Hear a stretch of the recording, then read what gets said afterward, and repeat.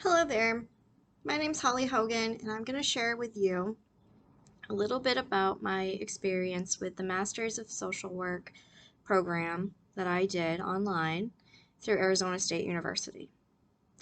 It's a 2-year program that goes 3 semesters each, so fall, spring, summer, fall, spring, summer.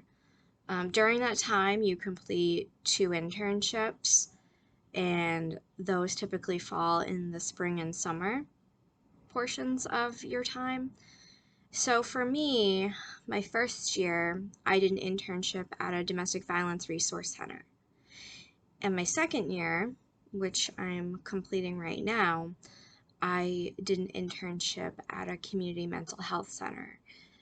Both of these places provided a variety of skill building activities, such as learning how to be a good active listener, building rapport with clients, and really learning the cultural aspects of what plays into someone's life and the experiences that they're having. So it's been a really wonderful experience. I've been able to um, go throughout Maine and meet with people in different capacities that do social work because of these internships. When I initially thought of social work, I thought of your traditional therapy, one on one individual adult therapy. And social work is so much more than that. And this program's really taught me that there's so many different levels and opportunities within social work to grow. Um, People can work on a micro, meso, or macro level, or some combination of those.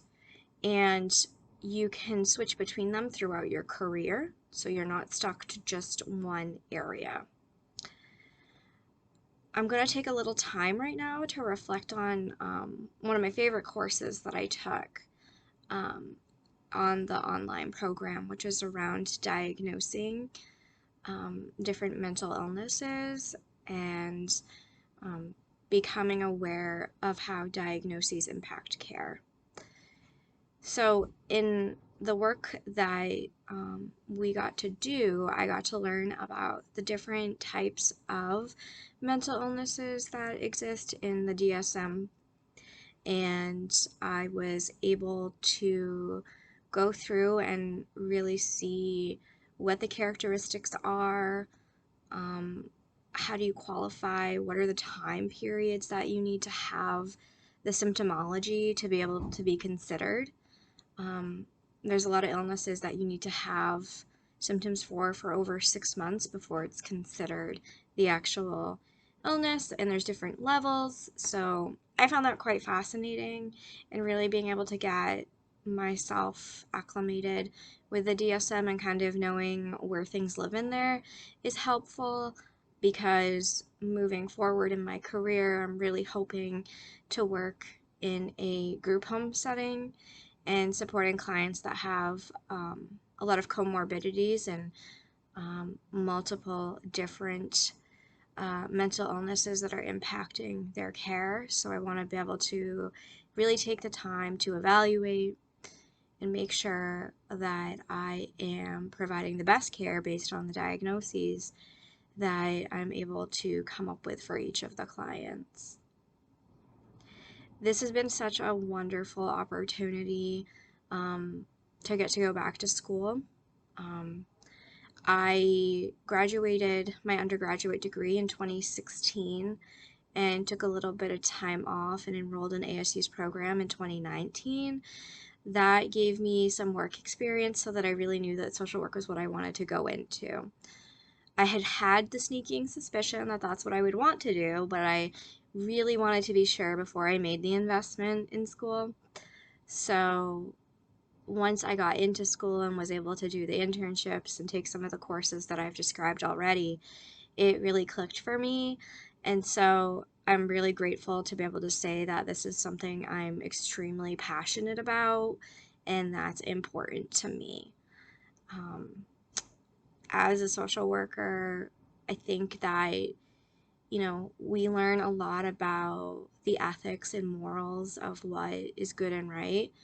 And it really becomes clear as you're looking through some of the social work ethics, values, and such, that there's a lot of gray area, and there's a lot of situations that are not written out specifically in the code of conduct. So you have to know that each situation is unique.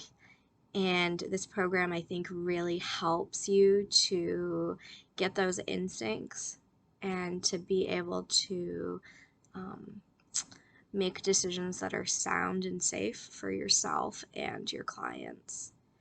And that's the most important part of this work, is ensuring safety and care. And I'm really grateful that with this online program, that it really went in depth about each of the values, each of the ethical codes, so that way I could see with examples how that would play out and what that might look like.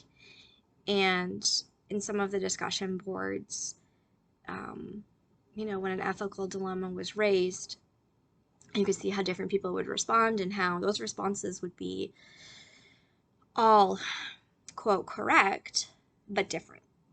And so I think that's something to keep in mind as a social worker, is you're really adapting to your situation, and everybody's going to have different responses and ideas about what is the right thing to do and what's the right way to treat a client. And so that brings me into another one of the courses that I took that I really enjoyed around the different types of interventions. So there's things like cognitive behavioral therapy, EFT tapping, ACT, motivational interviewing. And I think the courses did a really good job of providing examples of that. There was a lot of YouTube videos that showed role model, like role playing examples of what that would look like, and how a client might react positively or negatively to those methods of intervention. So, in my internship, in my second year internship at the Community Mental Health Center, I was providing outpatient therapy, and I was utilizing CBT and EFT tapping to support my clients, and being able to have the theory knowledge in my background and then trying it out with clients and seeing their reactions and kind of figuring out what would work for them was really great. It was a great combination to see how my courses came together. So in seeing how courses in my class and my time at ASU has come together, I'm going to take just a few moments to reflect on my final portfolio, because that was a really, surprisingly for me, fun and exciting accumulation of my work to put together. So I did mine on CBT therapy, intake assessments, and EFT tapping as interventions and planning activities. So I was really able to connect theory to that and look at how micro and meso levels of intervention connect and intertwine. I was able to use the theories that we'd learned in class around cognitive theory, behaviorism, client-centered theory, those sorts of things, and put it all together and come out with this really beautiful product that I can use with employers moving forward. So I'm really grateful for that opportunity, and I look forward to moving along in my career and hopefully getting a social work position as a clinician in a group home, which I do have the interview and such lined up. So it's pretty exciting. And congratulations to all my other class members that will be graduating soon. Thank you.